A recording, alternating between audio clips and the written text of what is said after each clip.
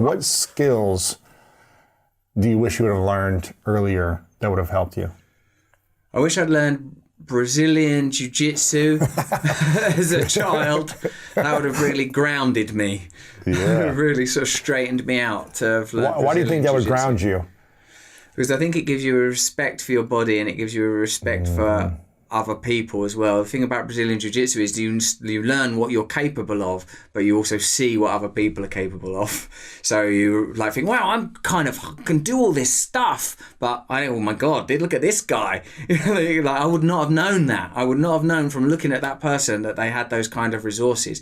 So it creates the perfect optimal state, I would say, of like, I would not want to be a person that's an aggressor or looks to create conflict, but neither am I so anxious about conflict that I'll bend myself into peculiar shapes to avoid it. And this is, it's had a positive impact on me learning Brazilian Jiu-Jitsu in my 40s. So if I'd learned it when I was sort of 12, I think, and also there are affiliated values within martial arts, respect, hierarchies that are fair and just and earned, camaraderie, physical contact in a clear and consensual and boundaried way. I mean, it's just so full of great values. I think it's like that martial arts in general, but Brazilian Jiu-Jitsu, because it's one I know, are like, I like that wonderful communities. And that also as well, you put aside who you are. You put aside who you are when you enter into it. I do try and use my personality sometimes on the mat. Like, come on, hey! I try and charm people a little bit, but it's only moderately successful. Okay, so that's one skill. I wish I'd learned abstinence and the principles of 12-step recovery, which of course encompass quite a lot of values. The principles of recovery, because even before I was a drug addict, so sort of abstinence-based recovery, I wish I'd learned abstinence-based recovery. Because even before I was addicted to crack and heroin, the way that I was eating chocolate, the way I was watching pornography, the way I was obsessed with girlfriends, the way that I was sort of a clingy little dude, all of these things, the idea that I can have a connection to a God of my own understanding, that I can be to a degree sufficient, that I am not God, I'm not the most important person in the world all the time, but also I'm not scum. I don't have to bow and scrape before anybody. I have values, but I don't need to always, as they say in some of the great literature, scrambling to be on the top of the pile or hiding underneath it. Like being happy to be just a person among people, not always seeking to sort of somehow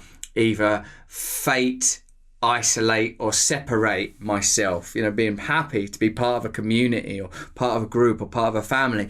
The 12-step recovery has so many beautiful principles. The idea of God and the idea that we all have equal access to God. The idea of fellowship, fraternity, sorority, brotherhood and sisterhood between us. The idea of service of one another. The idea of being honest and authentic about who we are. Surrender, acceptance. So I would say the skills of 12-step recovery, yes, that would be the second one. Okay. The third one, what would be another thing? I mean, I really sometimes, like every day I think about, I wish I spoke another language. Every day I think Gosh, about it. man, it's funny you say that, because for 20 years, Russell, I've been, at the end of every year, I look back and say, okay, what am I proud of that I created, and what do I regret that I didn't do, that I wish I would have done? Every year for 20 years has been, I wish I would have learned Spanish. And Spanish is the one I want. Because every year I try. Every year I'm like, okay, I'm going to download the latest app. Download the app. I'm going to get the book. I'm going to try this new. Someone said this is the program that'll work for you. You'll be fluent in 3 months. All this stuff, and it gets so hard for my brain within the first few days. And I'm like, I'm just not smart enough. I can't figure this out. It hurts. I've got all these other things going on, and I end up giving up on myself. And every the last year, one I did. Sorry, which one? Which app did you try? Just trying to find it. Like, I really got quite far in. I was pretty pleased with myself. I was doing well. Is this Babbel? Babbel. Is this, yeah. Babbel. Yeah, I was doing well, and then it got into this sort of this area of grammar that was so complex. This is the same as saying this. I was like, what? That's so hard. I can't find an equivalent for that in English. And look, if you've been doing this for 20 years, you must be the same as me. You must be like, you know that you're going to have to go somewhere where you've got no choice. You've got to go to Argentina or Cuba or Madrid or whatever, and then fully get down with it, because otherwise... Exactly. Well, here's the thing. What I've realized is I kept losing integrity with myself because I kept wanting to do it. I kept saying I was going to do it. And then every year I wouldn't do it. And I kept feeling like less and less confident with myself. And so I either needed to kill the dream and say, I no longer care about this dream, and let it go and say, that's not for me in my life, or I needed to commit to it. And 6 months ago, I said, I'm hiring a tutor 3 days a week. I'm scheduling the time in the calendar. I'm going to make it a commitment. And the first 4 months were miserable. I didn't feel like I was learning a thing. But now month 6, I feel like I'm still not good, but I'm like, it doesn't hurt my brain as much. And I could see, okay, in 3, 5, 7 years, I could become a lot better. I could have a conversation and feel proud of it. And it's tough. I get up at, I do it at 8 a.m.s and sessions, but it's like, I don't want to feel, not confident and proud of myself by wanting this thing and always putting it off. So I think it's either a full immersion or finding a tutor and just saying, okay, 3 days a week or 5 days a week, I'm doing this, and sacrificing something else. But it's been powerful for me. I don't know if you're similar to this. When I take something on, I want to be the best at it within a day. I want it to be great. I want to do things that I'm good at. And this is something that humbles me. It's like being in Brazilian Jiu-Jitsu for the first time, probably. Yeah. It's like I'm on my back getting pinned every moment, no matter what maneuver I try to do. And you just got to say, okay, I'm here to learn. I know nothing and have a beginner's mind. So it's been a humbling yet powerful experience, because I haven't been able to use the skill, but I know it's helping me learn and connecting the dots on things. And it's just, I feel proud, even if I never use it, just because I've been doing it and it's something I want to do. So, I've got a few questions. One is, how long are your sessions? They're an hour long, 3 days a week right now. Yeah. Why don't you book some kind of trip where you're going to get to use it?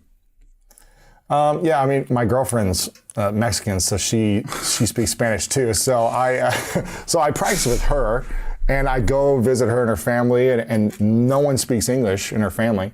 So when I'm with her and her family, I'm forced to practice. So, doing more of those trips will be helpful. I've been in love, when I was a younger man, I was in love with a woman from El Escorial near Madrid, and I went and stayed with her family, and I just, because I feel comfortable speaking English, I feel like such a moron when I can't, when I don't have that, when I don't have language, I feel nude and just helpless, and it kills me, man. I love being able to, the thing is as well, Spanish, a bit like you, I've had points where I've been like, hold on, I'm getting there, and then I don't do it.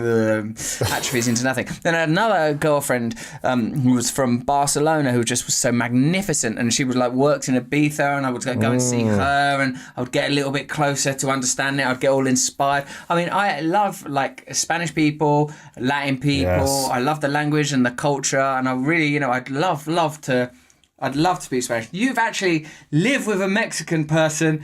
You need to sort it out, Luis. I know, I'm practicing, but it's also, you're a father, you're speaking English to your family all day. You're speaking on podcasts and interviews all day in English. So you're not, even if I went there, I'd still have to run my business and be speaking in English 10 hours a day. So it's figuring out. Could you and your partner go to Mexico for 6 months? Yeah, I mean, she wants me to live there with her. I mean, she wants me to move there, but I'm like, my team is here. I want to. I like doing stuff in person and interviews, and this is my mission right now, is to serve humanity. Where are you? Los Angeles. Yeah, in LA, and so it's. I could do it, and I could go for a couple months. That's meant to be Mexico anyway. The line crossed us. I know. I mean, I think there's 70 million people that speak Spanish in the USA as well. So I practice here and there, but definitely full immersion would be the fastest way. I just got to either commit to that or, take the long road. So either way, I'm doing the 3 days a week. So.